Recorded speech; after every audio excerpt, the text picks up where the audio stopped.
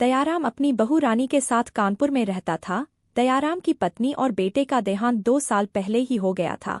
तब से दयाराम ने अकेले ही अपनी बहू का ख्याल रखा, क्योंकि वह अपनी बहू को बेटी मानता था। अब उसके घर में वह और उसकी बहू दोनों ही रहते थे। एक दिन उसने अपनी बहू से कहा, बेटा आज से मैं तुम्हें अपनी बेटी मानूंगा। अब दयाराम बूढ़ा हो रहा था, जिस कारण वह अक्सर ही बीमार रहता था। वह कानपुर के चौराहे पर एक ठेला लगाता था, जिसमें वह पराठे बनाकर बेचा करता था, पर जो कि ठीक ही चलता था। लेकिन बीमार रहने की वजह से वह अब ज्यादातर ठेला बंद ही रहता था, क्योंकि रामदयाल की तबीयत ज्यादा खराब रहने लगी थी। वह बोलता कि अब तो यह बीमारी मेरी जान ले ले तो ही अच्छा है, अब इस बीमारी के साथ मुझसे और नहीं जिया जाता। तभी रानी ने कहा, पिताजी आप ऐसा क्यों कहते हैं, आपके बिना मेरा क्या होगा। इसलिए तो सोचता हूँ कि बेटा अब मेरा बेटा तो रहा नहीं, इसलिए मैंने सोचा अब मैं तुम्हारी दूसरी शादी कर दूं।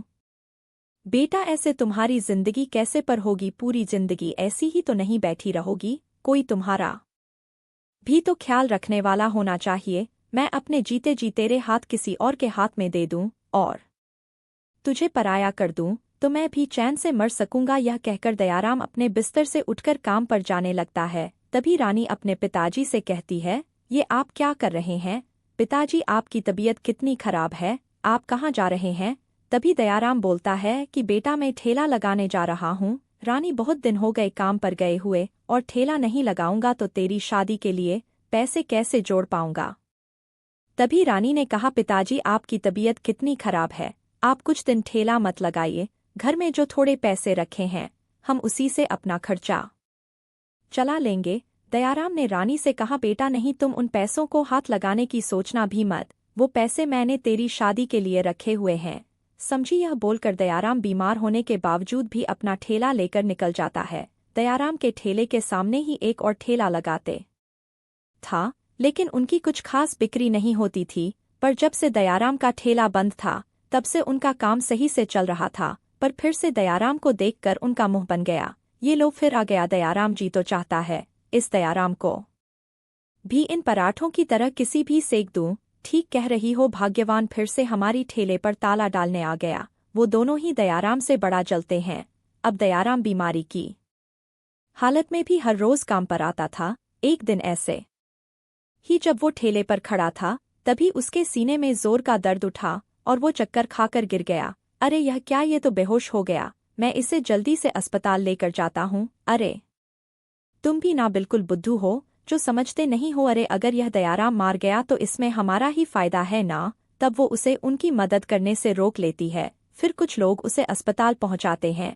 अपने ससुर की खबर मिलते ही रानी भी अस्पताल पहुंचती है। बोलती है, पिताजी मैंने आपको मना किया था ना, कुछ दिनों तक ठेला मत लगाओ, लेकिन आप भी मेरी एक नहीं सुनते। लो अब पड़ गए ना बीमार, आपने मेरी बिल्कुल नहीं सुनते। अगर आपको कुछ हो जाता तो मैं क्या करती पिताजी। यह कहकर रानी रोने लगती है। तभी वहां डॉक्टर आ जाता है। देखिए आपके पिताजी को दिल का दौरा पड़ा था और हमें इनका ऑपरेशन करना होगा। इसके लिए पूरे 2 लाख का खर्चा आएगा। हमें उनके दिल में एक थार डालनी पड़ेगी। रानी ने डॉक्टर से कहा, साहब 2 लाख तो बहुत बड़ी रकम है, इतने पैसे मैं कहाँ से लेकर आऊंगी। देखिए वो सोचने की जिम्मेदारी आपकी है। रानी रोते हुए घर आती है और अपनी मन में सोचती है कि काश यहाँ पर मेरे पति होते, वह कहीं ना कहीं से पिताजी के इलाज के लिए इंतजाम कर लेते। 2 लाख रुपए का। फिर उसे याद आया कि पिताजी ने बॉक्स में कुछ पैसे रखे हुए थे। रानी अपने पिताजी के बॉक्स में रखे वो पैसे गिनने लगती है, जो उसने उसकी शादी के लिए जमा किए थे। यह तो पूरे 3 लाख है, लेकिन अगर मैंने इन पैसों को निकल तो बाबा बहुत गुस्सा होंगे। लेकिन मेरे लिए उनकी जान से बढ़कर कुछ नहीं है, और बचे हुए पैसों से घर खर्च निकल जाएगा। उस समय रानी को कुछ और नहीं सोचा और उसने उसमें से 2 लाख रुपए निकालकर अस्पताल में जमा करवा दिए। इसके बाद रानी खुद पराठा का ठेला लेकर निकल पड़ती है और उसी चौराहे पर बेचने लगती है। लो अब दयाराम गया तो उसकी बहू आ गई। ना जाने यह दोनों कब तक हमारी कुंडली में बैठे रहेंगे। एक गया तो दूसरा आ गया। वहीं दूसरी तरफ रानी मन ही मन सोच रही थी, जब तक पिताजी अस्पताल से लौटकर घर नहीं आ जाते तब तक मुझे कुछ ना कुछ करके फिर से पैसे जोड़ने होंगे, और इसके लिए मुझे अपने व्यापार में कुछ नयापन लाना होगा। कुछ रोज वह बस यही सोचती रही। फिर उसे अपने पति की कुछ बातें याद आ गई। उनको मेरे हाथ की आलू मटर और पालक के पराठे बहुत पसंद थे। क्यों ना उन्हें पराठे को मैं अपनी ठेले में बनाना शुरू करूं, शायद नया टेस्ट उनको पसंद आए। वह अगले दिन अपने आंगन में लगी क्यारी से पालक तोड़ती है और उसको आटे में गूंथ कर मसाले के साथ तैयार कर लेती है। अब वह आलू और मटर की सब्जी के साथ परोस है। वह अपने ठेले पर पालक पराठे का बोर्ड लगा देती है। पालक पराठे का नाम सुनकर अब ग्राहक उसके पास आने लगते हैं। अरे वाह, पालक पराठे, यह तो मैंने पहली बार सुनी है। लगाओ लगाओ, एक प्लेट वैसे कितने की है? एक प्लेट जी 80 रुपए की है। उसके हाथों के पालक पराठे सबको बहुत पसंद आती है। अब उसके पास ग्राहकों की भीड़ लगनी शुरू हो जाती है। अब उसकी अच्छी कमाई हो जाती है। ऐसे कुछ दिन तक चलता रहा, लेकिन यह देख अब रानी की थैली के सामने जिसका ठेला आता था उसे पर कोई नहीं जाता था। तब कौशल्या और राहुल उससे जलने लगते हैं। दोनों बोलते हैं, इसको तो मैं मज़ा अभी चखाऊंगी, बड़ी उछल रही है। अगले दिन जब रानी ठेला छोड़कर कुछ दूर एक लड़की गिर गई थी, उसको उठाने के लिए गई तो पीछे से कौशल्या उसके ठेले पर आती है और उसके आटे के मसाले में मिर्ची और शक्कर मिलाकर चली जाती है। इस बात से अनजान रानी जब दोबारा आटा लगाती है तो उसमें मीठी पालक के पराठे बनती हूँ। अब आएगा मज़ा, अब मैं भी देखूं लोग ये मीठे और मिर्ची के पराठे कैसे खाते हैं। तभी एक औरत वहां आती है और बोली, बहुत एक प्लेट पालक के पराठे तो लगाना।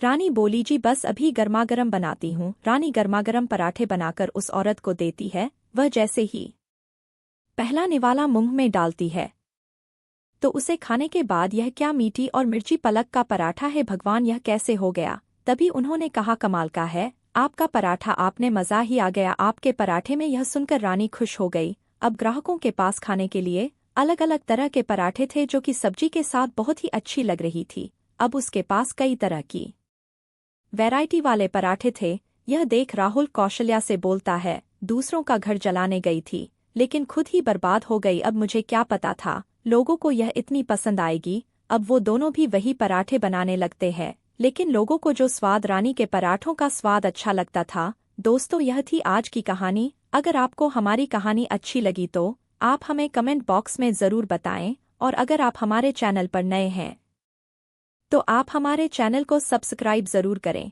थैंक यू, मिलते हैं आपसे अगली वीडियो में, तब तक के लिए।